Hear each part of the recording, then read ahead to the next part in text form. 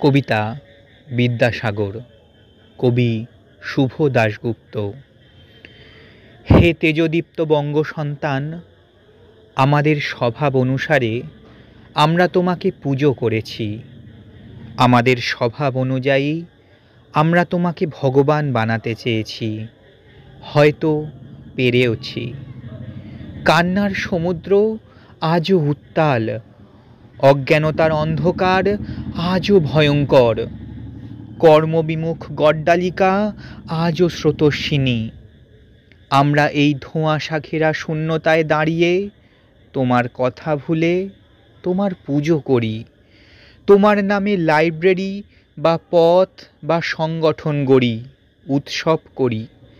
আলোর বাহারে সাজাই মেলা, অন্ধকার যেমন ছিল থেকে যায় তেমনই।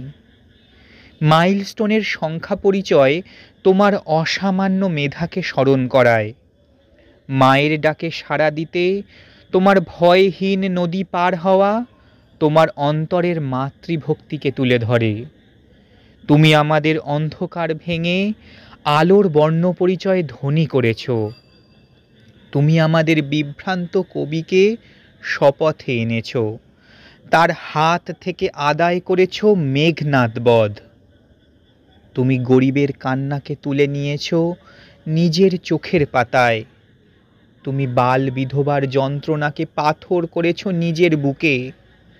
তুমি লুণ্ঠনকারী ইংরেজের মুখের ওপর তুলে দিয়েছ স্পর্ধার চটি জুতো, সমুদ্র হিমাচল ভারতবাসীর ক্রোধে।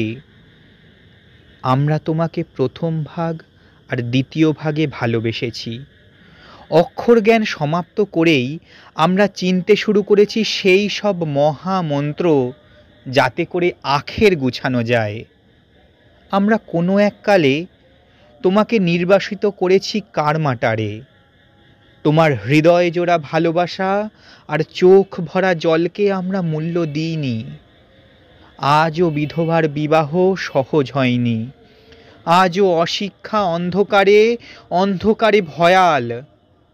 সত্যিকারের বর্ণপরিচয় যা ধরা ছিল তোমার প্রতিদিনের জীবনযাপনে, সে বর্ণপরিচয়ে আমরা পরিচিত হইনি, হতে চাইনি।